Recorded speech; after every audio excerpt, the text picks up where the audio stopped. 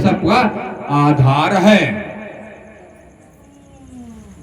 भगवान श्री रामचंद्र गए थे पढ़ने के लिए, गुरुगृह पढ़न गए रघुराई, अल्पकाल विद्या सब पाई। भगवान श्री राम ने प्रश्न किया था अपने गुरु जी से, हे गुरुदेव कृपा कर बताइए परमात्मा कौन है, परमात्मा रहता कहाँ कहाँ पर है।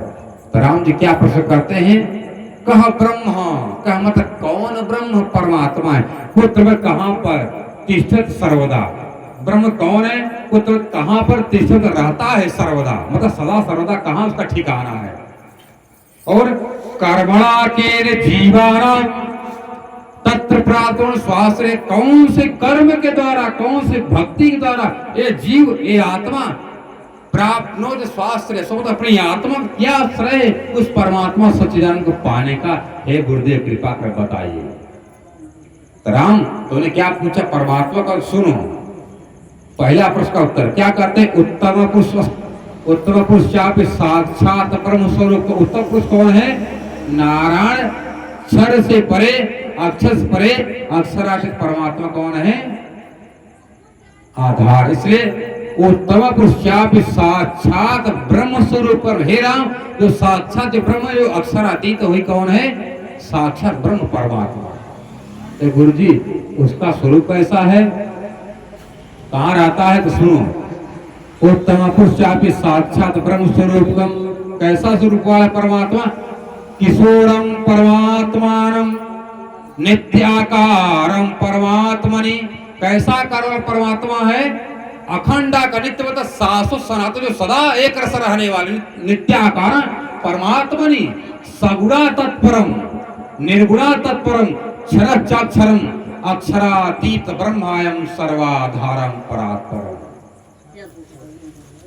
इसलिए हे राम तुम नारायण के अवतार हो, नारायण से परे अक्षर है, उससे परे अक्षरातीत है। और तुमने क्या प्रश्न किया, कर्मणा के जीवानाम तत्प्रातो, तत्र उसको प्राप्त करने का क्या आश्रय है। तो सुनो क्या कहते हैं, या त्रिमंत्र अक्षरातीत।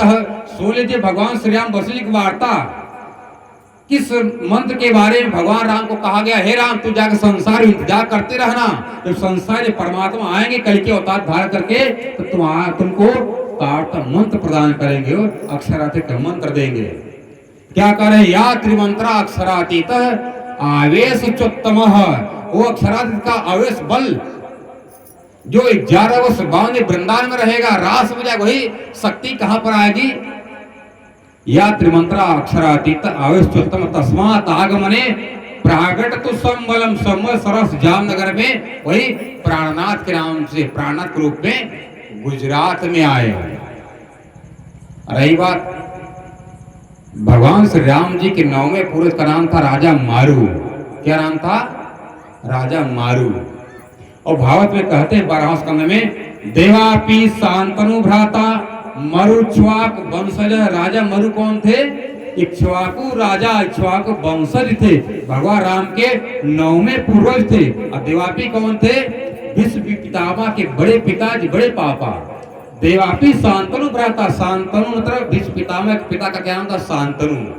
और शांतनु के बड़े भाई का क्या नाम था, देवापि। देवापि कुरूप थे, उनको राजपाट नहीं मिला, इसलिए नाराज होकर के चले गए कहां पर, जंगल में, हिमालय में चले गए। हिमालय में त्रेता युग से राजा मरु तपस्या कर रहे थे, चले गए द्वापर युग से।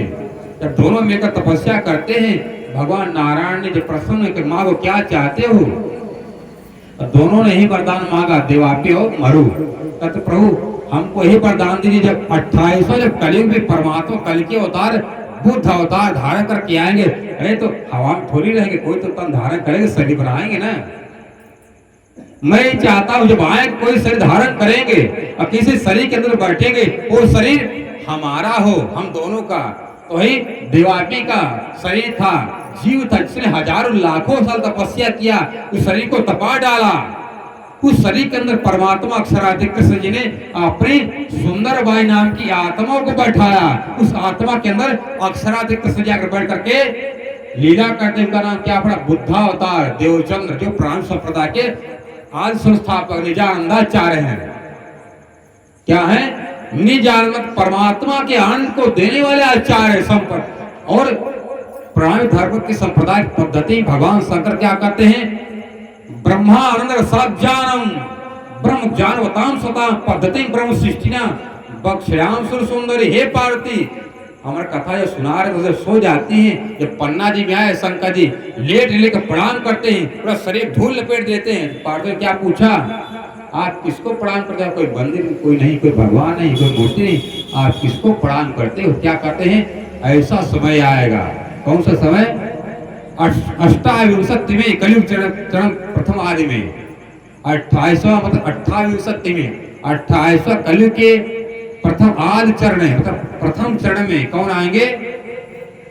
ब्रह्ममुनि परमहंस। अष्टाविंशति में कलयुग प्रथम चरण आदि में मनोरथावशेषस्य जो आत्माएं आएंगे किस लिए? हम